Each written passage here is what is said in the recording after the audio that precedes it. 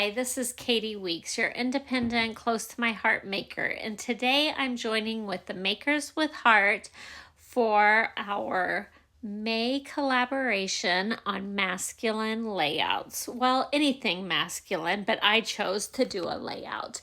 And I took my inspiration from Pinterest. This was from Stamp with Cynthia, and I'm changing the orientation.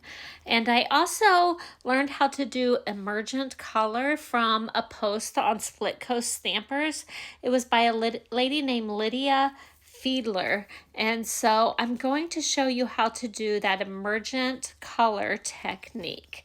Now, I am taking a Sapphire cardstock as my base for my cardstock, and the graduate that I'm making this scrapbook for, I asked him his favorite color and he said dark blue.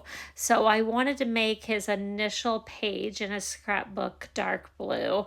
And his mom had given me a picture to use on that first page that was one of his senior pictures.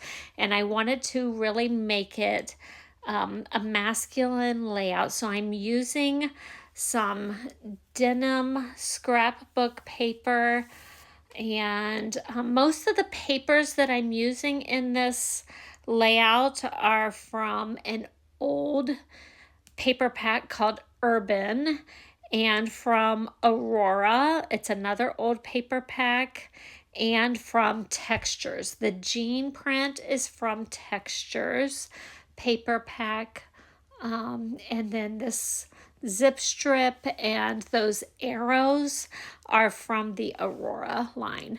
Now this that looks like a metal tin building, and there was that sort of a building behind in the back of the picture in the background.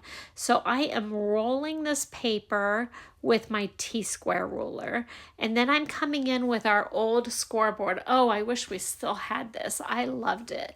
And I am scoring down all of the lines of that metal tin siding, and by rolling my paper and then scoring it, it kind of gives that texture like those metal buildings would have. You can actually feel some more texture to the paper, and I really like having that texture on there. And now is the emergent color technique. I'm going to bring in my all-purpose mat just to protect my layout, and you see there's about 3/4 of an inch maybe all the way around that'll show around this picture. And I'm going to take 3 of my TriBlend markers.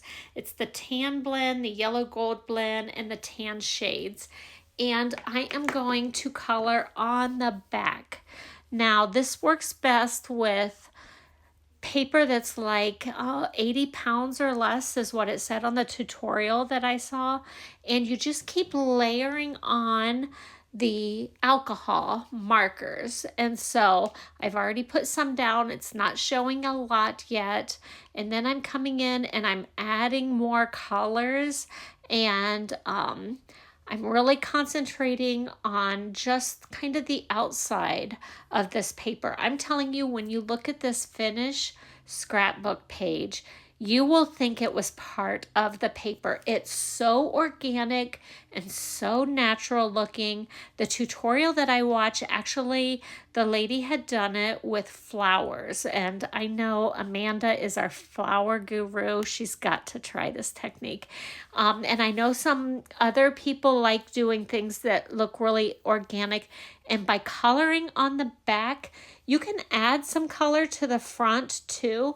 I did not want to add any color. I just wanted that rust coming through from the inside of the building, kind of just like you might see on a real old silo or grain bin or something like that. So isn't that awesome? Does it not look like it's part of that building? Oh, I love it. So this is called an emergent color technique, and alcohol markers, papers. I mean, you could do it on our cardstock. Our cardstock is just such great quality cardstock that it's a little heavier, so you're really going to have to blend for longer. I cut out a lot of my coloring just because it's the same thing, layering on color and on color on color. but you can play with it, see what you like, and do it on something that you want it to look real natural, real organic, maybe on some leaves, on some flowers, on some wood siding or something like that. It's just awesome. So here I'm layering on some more things. Some of these little parts and pieces that I'm layering are from the Aurora scrapbook workshop. They were just some pieces that I had punched out and not used in that workshop, and they looked awesome on this layout, and it gave it that masculine feel that I wanted. So I'm layering on some leaves as well. I cut from my scrap bin some cardstock and some old papers. I don't even know what papers I used for sure, but they were from the layered leaves thin cuts and the leaf layers thin cuts. So that's where I got all of my thin cuts. This is another piece from that Aurora workshop. And I kind of just kept replicating that Pinterest layout that I found online.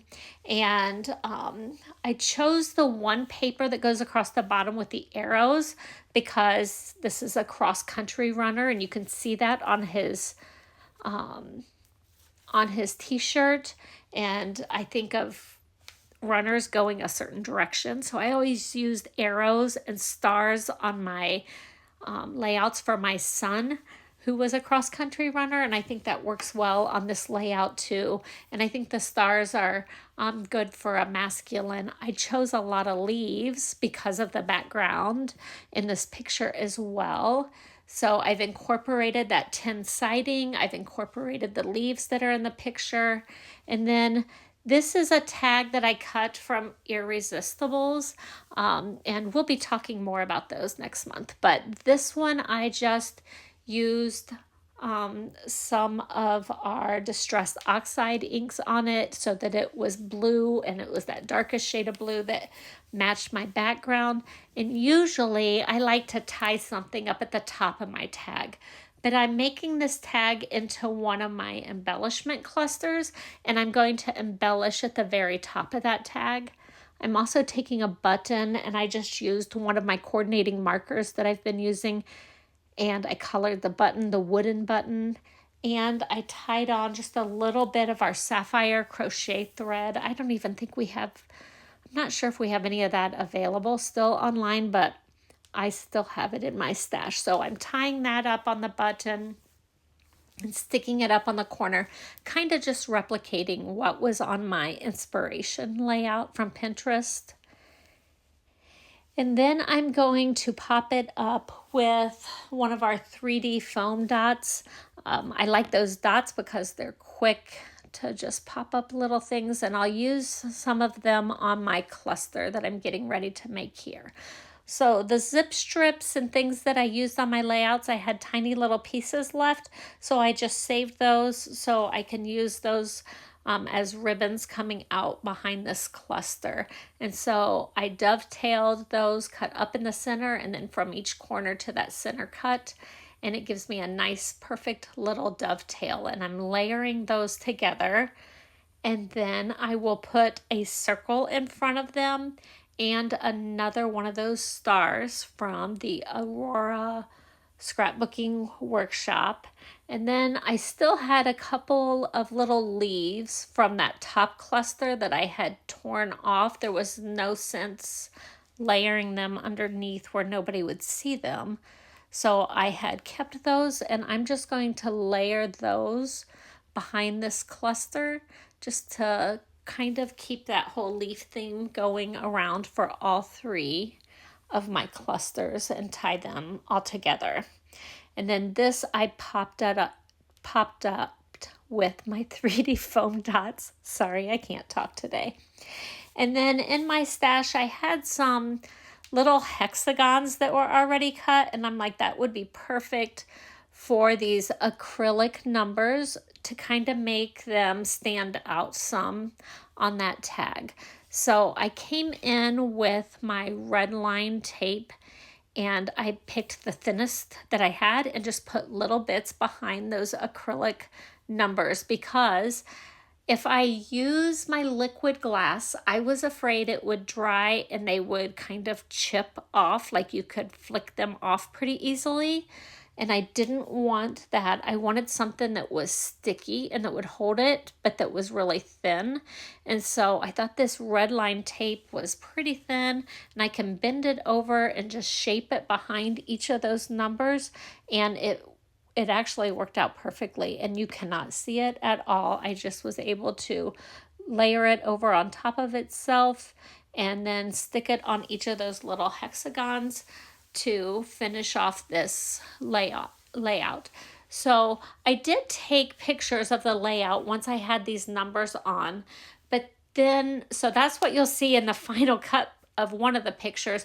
But then I decided I wanted to go in with my white gel pen and just put lines around the whole outside of this. So I just drew lines about a 1/4 inch from the edge on all 4 sides, and I used my T ruler just to mark where I would be. So I went around the whole thing, and then I also took that white gel pen, and up at the corner where I had that folded over piece of paper, I decided I'd go ahead and write his name up in the corner, and I think that pretty much finishes it off. I have a few still shots for you. This is before that white gel pen border and his name was added, and then here you can see that border's on there, and you can see some of my little clusters. So I hope you enjoyed this masculine layout. You don't have to have a specific paper pack. You can mix up your